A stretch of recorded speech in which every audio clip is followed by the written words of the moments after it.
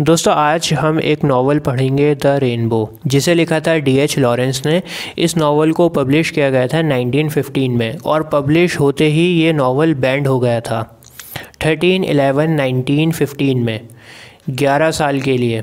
दोस्तों ये novel 20वीं century का बहुत ही फेमस नावल हो सकता था, लेकिन विक्टोरियन एज में क्या था कि कुछ मॉरल गाइडलाइंस थी, एक हद थी, एक सीमा थी जिसको कोई क्रॉस नहीं कर सकता था। लेकिन इस नावल ने सारी हदें, सारी सीमाएं तोड़ दी थीं और D.H. लॉरेंस ने इस नावल में बात करी थी होमोसेक्सुअलिटी और लेस्बियन के बारे में। इसी वजह से काफ़ी कंट्रोवर्सी हो गई थी, काफ़ी सारी कॉपीज़ जल गई थी इस नावल की। जैसा कि मैंने आपको बताया 11 साल के लिए ये नावल बैंड हो गया था और इस नावल को रिपब्लिश किया गया था 1926 में। दोस्तों पहले इस नावल का नाम द रेनबो नहीं था, पहले इस नावल का नाम रखा गया था the sisters and the wedding ring. लेकिन वो एक बहुत मोटी किताब थी, तो जब ये किताब पब्लिशर्स के पास जाती है तो वो ये कहते हैं कि बहुत थिक है ये किताब, बहुत मोटी है, इसको थोड़ा पतला करो। इस वजह से द वेडिंग रिंग को निकाल दिया जाता है, सिर्फ द सिस्टर्स को पब्लिश किया जाता है और द सिस्टर्स का नाम रख दिया जाता है द रेनबो। और जो सेकंड बुक थी, मतलब जो the sisters and the wedding ring में जो अलग पार्ट किया था द वेडिंग रिंग वाला, उसका भी नाम चेंज कर दिया जाता है, उसका नाम रखते हैं विमेन इन लव। और विमेन इन लव को द रेनबो का सीक्वल बना दिया जाता है और उसे पब्लिश किया जाता है 1920 में अमेरिका में। अमेरिका में इसलिए पब्लिश किया जाता है क्योंकि D.H. लॉरेंस नहीं चाहते थे कि उनकी जो दूसरी किताब है वो भी बैंड हो जाए द रेनबो की तरह, क्योंकि द रेनबो पे जब बैंड लगा था तो इंग्लैंड में लगा था, अमेरिका में नहीं लगा था। इस वजह से जो दूसरी वाली किताब थी विमेन इन लव, उसको अमेरिका में पब्लिश किया गया था। आई होप यहाँ तक बात क्लियर है। चलिए अब हम नरेशन शुरू करते हैं। टॉम ब्रैकवेन ये एक औरत की तरफ बहुत ज़्यादा अट्रैक्टेड है जिसका नाम है लाइडिया लेंस्काय। लाइडिया लेंस्काय पोलैंड की एक औरत है और काम की तलाश में आई हुई है। लाइडिया लेंस्काय की एक बेटी भी है जिसका नाम है एना लेंस्काय, और लाइडिया लेंस्काय का जो हस्बैंड है वह उसको छोड़कर चला जाता है। तो लाइडिया लेंस्काय विकार के घर पे काम करती है और टॉम बहुत ज़्यादा अट्रैक्टेड है इस विमेन से। तो एक दिन टॉम लाइडिया लेंस्काय को जाकर प्रपोज़ कर देता है। लाइडिया किचन में खाना पका रही होती है उस टाइम और लाइडिया टॉम का प्रपोज़ल एक्सेप्ट कर लेती है। हालांकि दोनों एक दूसरे की लैंग्वेज नहीं समझते क्योंकि लाइडिया पोलैंड की है, दोनों के कल्चर्स अलग अलग हैं। इसके बावजूद भी उन दोनों में एक बाउंडेशन बन जाती है और ये दोनों शादी कर लेते हैं। टॉम लाइडिया की जो बेटी है एना लेंस्काय, उसको भी एक्सेप्ट कर लेता है और अडॉप्ट कर लेता है। शादी के शुरुआत में सब कुछ बहुत सही चल रहा होता है, सब कुछ बहुत बढ़िया है, सब कुछ ठीक ठाक है। लेकिन धीरे धीरे टॉम का लाइडिया में इंटरेस्ट ख़त्म होने लगता है, उसकी अट्रैक्शन धीरे धीरे ख़त्म हो रही है, क्योंकि टॉम ने जिस वजह से शादी करी थी लाइडिया से वो अब उसे मिल चुकी है। वह दोनों एक दूसरे की लैंग्वेज नहीं समझ सकते थे, एक दूसरे के कल्चर्स अलग अलग थे, तो काफ़ी कॉन्फ्लिक्ट हो रहा था दोनों के बीच। सिर्फ सेक्सुअल रिलेशंस ही थे जिसने उन दोनों को थोड़ा बहुत एक दूसरे के करीब रख रखा था। लेकिन टॉम का ध्यान अब दूसरी औरतों की तरफ भटक रहा था, वह लाइडिया से अब बोर हो चुका था। लाइडिया को भी इस बात का एहसास हो जाता है कि टॉम अब उसमें इतना ज़्यादा इंटरेस्टेड नहीं है जितना शादी के शुरुआती दिनों में होता था।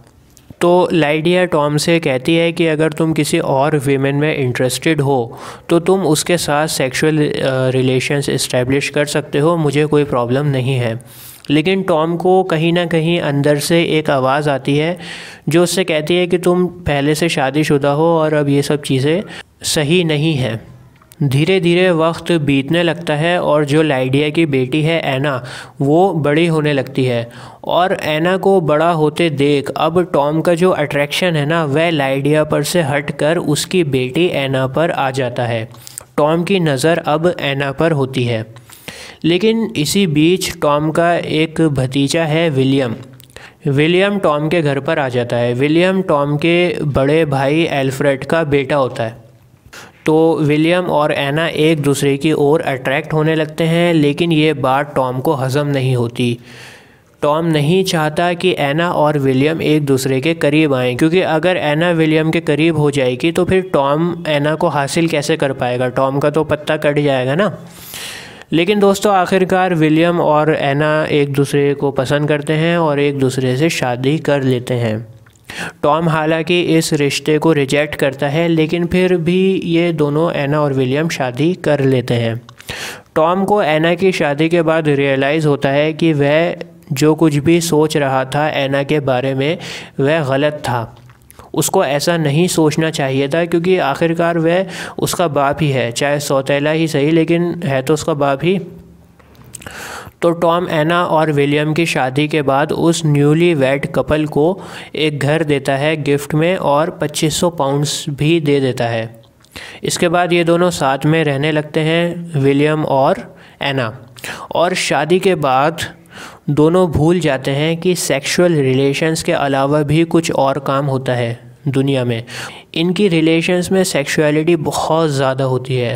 एना को ये रियलाइज़ होता है कि सेक्सुअल रिलेशंस के अलावा भी एक दुनिया है, कुछ रिस्पॉन्सिबिलिटीज़ हैं जो हस्बैंड को पूरी करनी होती हैं, लेकिन विलियम ने उस समय सारी चीज़ें भुला रखी होती हैं। इसलिए एक थोड़ा सा ब्रेक लेने के लिए एना अपनी सोसाइटी में कुछ लोगों को चाय पीने के लिए बुला लेती है। विलियम को भी ये बात पता लग जाती है कि सेक्सुअल रिलेशंस को अवॉइड करने के लिए एना ये सब कर रही है, लोगों को घर पर बुला रही है और सोशल हो रही है। लेकिन वक्त बीतता है और एना की बेटी होती है जिसका नाम है उर्सुला। उर्सुला के पैदा होते ही बच्चों की मानो एक लाइन सी लग जाती है। एना को हर साल एक बच्चा होता है और एना को टोटल 8 बच्चे होते हैं। विलियम को भी अब धीरे धीरे रियलाइज़ हो जाता है कि एना अब माँ बन गई है और वह अपनी सेक्सुअल रिलेशंस को अब वैसे नहीं एंजॉय कर सकते जैसे पहले करते थे, बिना इंटरप्शन के। और विलियम के ऊपर कुछ रिस्पॉन्सिबिलिटीज़ भी बढ़ गई हैं। विलियम और एना अपने सबसे बड़ी बेटी उर्सुला को हाई स्कूल में पढ़ने के लिए भेजते हैं। उस समय हाई स्कूल में लड़कियों का जाना एक बहुत बड़ी बात हुआ करती थी। तो उर्सुला का माइंड हाई स्कूल में जाकर बहुत ब्रॉड होता है, नए नए लोगों से वह मिलती है। लेकिन अगेन उर्सुला भी हाई स्कूल में जाकर सेक्सुअल रिलेशंस इस्टेब्लिश करती है, और वह भी किसी एक लड़के के साथ नहीं बल्कि बहुत सारे लोगों के साथ। इसके बाद उर्सुला का हाई स्कूल ख़त्म हो जाता है और उर्सुला एक स्कूल में टीचर बन जाती है। लेकिन स्कूल में भी वही होता है, वहाँ पर भी एक टीचर होती है, मिस विनीफ्रीड। लेकिन इस बार क्या होता है, मिस विनीफ्रीड ये एक लेडी हैं और उर्सुला भी एक लेडी है, तो इस बार जो रिलेशंस होते हैं वह लेस्बियन होते हैं। इसके बाद उर्सुला स्कूल में टीचर की जॉब छोड़ देती है और वह अपनी पढ़ाई को कंटिन्यू करने का सोचती है। उर्सुला ने अब एडमिशन लिया है बोटैनी में। उर्सुला के लिए अब तक सब कुछ बहुत ठीक चल रहा होता है, अपनी लाइफ को वो एंजॉय कर रही है। बोटैनी के फर्स्ट ईयर में वह पास हो जाती है, लेकिन सेकेंड ईयर में क्या होता है, एक बंदा है एंटन। दोस्तों जब उर्सुला हाई स्कूल में थी ना, और मैंने आपको अभी बताया कि उसने बहुत सारे लोगों के साथ सेक्सुअल रिलेशंस इस्टेब्लिश किए थे, तो उन्हीं बहुत सारे लोगों में से ये भी था, एंटन भी था उनमें। तो ये अब दोबारा से उर्सुला के पास आ जाता है। एंटन फिर से उर्सुला के साथ रिलेशंस बनाने लगता है, जिसकी वजह से उर्सुला सेकेंड ईयर में फ़ेल हो जाती है। इसका सीधा असर उसकी पढ़ाई पर पड़ता है। वक्त धीरे धीरे बीतता है और एंटन को लगता है कि उसे अब उर्सुला से शादी कर लेनी चाहिए। वह उर्सुला को प्रपोज़ करता है, लेकिन उर्सुला उसका प्रपोज़ल रिजेक्ट कर देती है, क्योंकि उर्सुला को लगता है कि अगर वह शादी कर लेगी तो उसकी ये जो आज़ादी है वह आज़ादी उससे छिन जाएगी, उसकी हर चीज़ पर पाबंदी लग जाएगी और वह लाइफ को एंजॉय नहीं कर पाएगी। इस वजह से वह एंटन का प्रपोज़ल ठुकरा देती है। प्रपोज़ल रिजेक्ट होने पर एंटन किसी और से शादी कर लेता है और इंडिया चला जाता है। उर्सुला को नहीं पता होता कि एंटन ने किसी और से शादी कर ली है।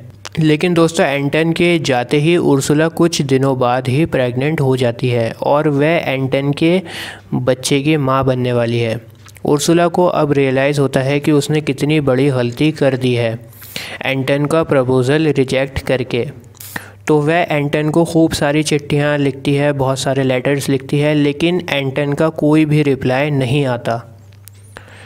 रिप्लाई इसलिए नहीं आता क्योंकि वह एंटन तक पहुंचता ही नहीं, क्योंकि जो भी चिट्ठियां और लेटर्स लिखे जा रहे हैं वह एंटन की वाइफ़ के पास पहुंच रहे हैं, और उसकी वाइफ़ उन लेटर्स को एंटन तक नहीं पहुंचाती क्योंकि वह नहीं चाहती कि एंटन और उर्सुला के बीच में दोबारा से नज़दीकियां बढ़ें। धीरे धीरे वक्त बीतता है और उर्सुला को पता लग जाता है कि एंटन ने किसी और से शादी कर ली है।